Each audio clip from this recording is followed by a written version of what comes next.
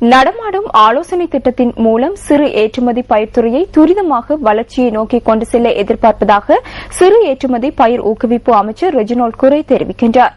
சிறு ஏற்றுமதி பயிர் ஊக்குவிப்பு அமைச்சில் நடைபெற்ற ஊடகவியலாளர் சந்திப்பின் போதே அமைச்சர் இதனை கூறினார்.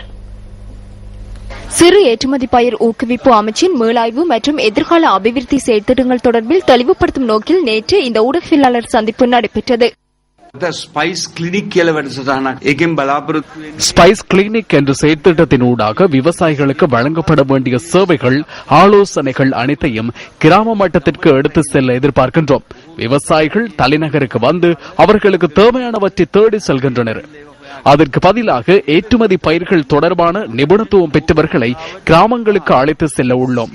கிராமத்தில் ஒன்றிணைந்து எவ்வாறு பயிரிடுவது, விற்பனை செய்வது என்பது தொடர்பில் விளக்கம் அளிக்க உள்ளோம்.